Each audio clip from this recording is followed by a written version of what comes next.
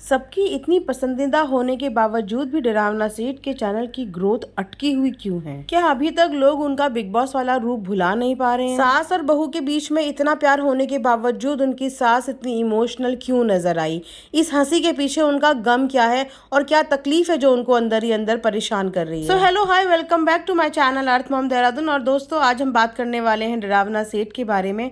डरिए मत, डरावना सेठ इसीलिए बोला गया है क्योंकि आज भी लोगों के दिल में उनके नाम को लेके काफ़ी ज़्यादा दहशत है। वो दहशत किसी और चीज़ के लिए नहीं, उनके लाउड नेचर की वजह से है। सो आज इसी के बारे में हम लोग पॉडकास्ट में बात करेंगे, इसलिए पॉडकास्ट को एंड तक ज़रूर सुनना। बातें करने की तो बहुत सारी हैं, लेकिन शुरुआत करेंगे हम डरावना सेठ के सब्सक्राइबर बेस से। तो जैसा कि आप जानते हैं कि अगर डरावना सेठ कोई भी व्लॉग पोस्ट करती है तो उनको, वो एक ऐसी व्लॉगर हम बोल सकते हैं जिनको 90% पॉजिटिव कमेंट्स ही अपने व्लॉग के नीचे आते हैं। इतनी सारी पॉजिटिविटी मिलने के बाद भी, इतना ज़्यादा प्यार मिलने के बाद भी उनका स्ट्रगल इतना डिफिकल्ट क्यों बना हुआ है?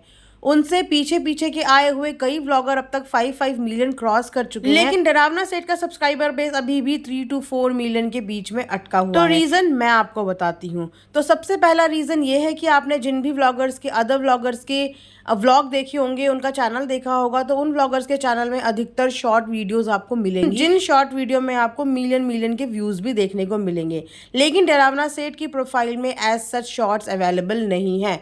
तो यहाँ से मैं आपको बस ये बताना चाहूँगी कि जो लोग शॉर्ट वीडियोस नहीं पोस्ट करते, उनके सब्सक्राइबर इतनी जल्दी से गेन नहीं होते। एक शॉर्ट वीडियो पोस्ट करने पे आपको कई सारे सब्सक्राइबर मिलते हैं, और अगर वो शॉर्ट वीडियो वायरल हो जाए तो आपको बहुत ही अच्छे तरीके से सब्सक्राइबर बेस बढ़ जाता है। तो उनका रीज़न यही है कि उनके जितना भी सब्सक्राइबर बेस उनके पास आ रहा है वो थ्रू उनकी व्लॉगिंग ही आ रहा है। शॉर्ट वीडियो से उनके पास कोई भी सब्सक्राइबर बेस नहीं आ रहा है। और बाकी आप कितने भी चैनल्स में देख लो, उनके मिलियंस पे सब्सक्राइबर होते हैं, लेकिन जब व्यूज़ की बात आती है तो उनके व्यूज़ उनके सब्सक्राइबर बेस से भी हाफ से हाफ आते हैं। सो ये पहला फंडा आपको क्लियर हो गया होगा। उसके बाद हम दूसरी बात करते हैं। बीच में इनका कंटेंट काफ़ी बोरिंग सा हो गया था, लेकिन जब से इनकी मदर इन लॉ, इनके फादर इन लॉ वापस से व्लॉगिंग के बीच में आए हैं, व्लॉगिंग के अंदर आए हैं, तब से जैसे कि इनकी व्लॉगिंग में वापस से स्पार्क आ गया है।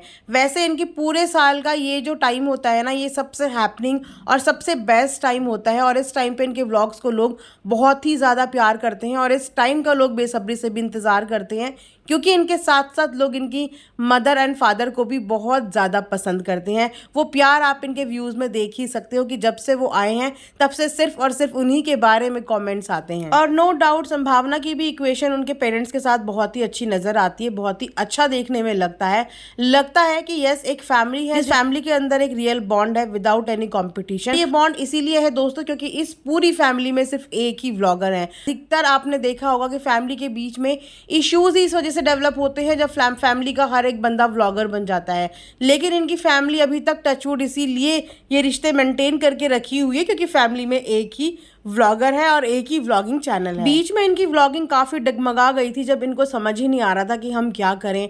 ट्रैवल सीरीज़ लेके आए, काफ़ी सारे एक्सपेरिमेंट्स करे, पर उसके बावजूद कहीं ना कहीं वो कनेक्शन ना इनका टूटा जा रहा था। देन फिर एकदम से कोको की एंट्री कराई गई, उसके बाद भी थोड़ा सा अप हुआ, चीज़ें बैलेंस हुई, लोग कनेक्ट हुए। लेकिन फिर सेम रिपीटेटिव कंटेंट देख देख के, रिपीटेटिव चीज़ें देख देख के लोगों ने कहीं ना कहीं एक डिस्कनेक्ट और एक डिस्टेंस बना लिया था।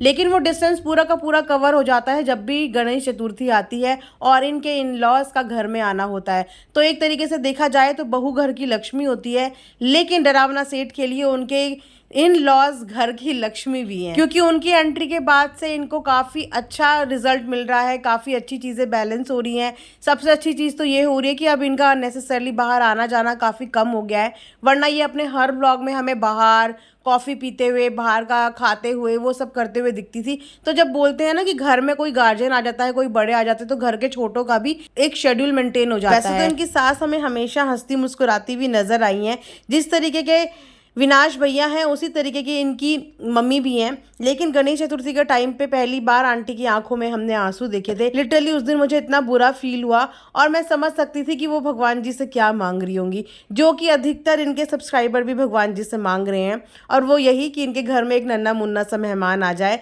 वो कुछ मुँह से बोल नहीं पाई, लेकिन जब उनकी आंखों में आंसू आए, उन्होंने हाथ जोड़े हुए थे ना, तो लिटरली मेरे अंदर से यही फीलिंग आई कि ये गणपति पापा से और कुछ नहीं, यही मांग रही हैं कि इनके बहू बेटे की गोद भर जाए। और उसके बाद आज के व्लॉग में हमें दिखा कि वापस से स्वस्तिका ने इनको प्यारे प्यारे गिफ्ट हैम्पर्स भेजे। वो हमेशा इनको कुछ ना कुछ गिफ्ट भेजती है हर त्योहार में, और इतनी बेस्ट क्रिएटिविटी के साथ कि इंसान को इमोशनल भी कर दे और इंसान को खुश भी कर दे। तो मैं कमेंट सेक्शन में देख रही थी कि लोग बहुत ज़्यादा डिमांड कर रहे थे कि आप कम से कम उन्हें दिखाओ तो, हमसे मिलवाओ तो कि वो कौन है। आपको इतने टाइम से हम उनके गिफ्ट की अनबॉक्सिंग करते हुए देख रहे हैं, आपके कंटेंट में बार बार उनका जिक्र होते हुए देखते हैं, हमें भी दिखना चाहिए कि वो हैं कौन।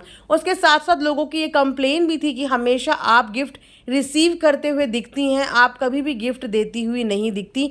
वो आपको इतने प्यारे प्यारे गिफ्ट देती हैं तो आपको भी रिटर्न में उनको गिफ्ट ज़रूर देना चाहिए। तो यस, मैं भी इस चीज़ के लिए अग्री करूँगी कि बहुत सारे व्लॉगर्स ये चीज़ करते हैं अपने सब्सक्राइबर के लिए, क्योंकि अधिकतर सब्सक्राइबर्स अपने पसंदीदा व्लॉगर को कुछ ना कुछ गिफ्ट भेजते रहते हैं। जैसे कि डरावना सेठ के घर में भी बहुत सारे गिफ्ट्स आते हैं, कभी उनके पेट्स के लिए डॉग फूड आता है। जिस तरीके की जो वो डिमांड करती हैं उनके लिए उनके सब्सक्राइबर वो सब कुछ भेजते हैं। तो संभावना को भी रिटर्न में कुछ ना कुछ एक्नॉलेज करते हुए अपने सब्सक्राइबर को देना चाहिए, यानी कि जैसे बाकी के लोग गिव अवे करते हैं उस तरीके से उनको भी गिव अवे करना चाहिए। अब आई डोंट नो कि वो इस चीज़ को कंसिडर करें या ना करें, बट येस, उन लोगों के लिए ये ज़रूर होना चाहिए जो अपना इतना टाइम निकाल के इनको रेगुलर देखते हैं, अपना वक्त निकाल के इतना प्यार देते हैं, इतने प्यारे प्यारे कार्ड्स इन्हें भेजते हैं, इतने प्यारे प्यारे कप इन्हें भेजते हैं। तो ऐसे लोग तो गिव अवे डिजर्व करते ही हैं फ्रेंड्स। अब बात करते हैं एक इम्पॉर्टेंट चीज़ के बारे में कि जैसे कि आप जानते ही हो कि बिग बॉस की हाइप चारों तरफ बनी हुई है।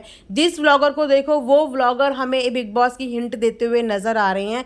तो इस समय इतना कंफ्यूजिंग माहौल बना हुआ है, ऐसा लग रहा है कि सिर्फ वाईटी के ही व्लॉगर्स बिग बॉस के घर में जाने वाले हैं और कोई जाने नहीं वाला है। तो इस हाइप का फ़ायदा हर एक व्लॉगर उठा रहा है। तो उनमें से एक डरावना सेठ भी, क्योंकि अभी अपने थोड़े दिन के पोस्ट में उन्होंने इंस्टाग्राम पे टैग किया था बिग बॉस को और अपनी पुरानी वाली जर्नी दिखाई थी। बस ऑडियंस को तो एक हिंट ही काफ़ी होती है, तब से ऑडियंस पीछे पड़ गई है कि वाओ कंग्रेचुलेशंस मैम, कंग्रेचुलेशंस, आप वहाँ जाएंगी। तो मुझे तो दोस्तों ऐसा बिल्कुल नहीं लगता कि ये वहाँ पे जाएंगी, क्योंकि इनके खुद के मेडिकल इश्यूज़ भी काफ़ी हैं और इनके एक नहीं दो नहीं चार पेट्स हैं जिनकी जिम्मेदारी भी इनके ऊपर है। तो थोड़ा डाइसी है इनका जाना, बट स्टिल देखते हैं, बीबी है, बिग बॉस में कब कौन कहाँ से आ जाए, यू नेवर नो। सो आप लोग भी कमेंट सेक्शन में बताना कि आप लोग चाहते हैं कि आपको संभावना सेठ बिग बॉस की जर्नी में दिखे, चाहते हैं तो कमेंट सेक्शन में बताना।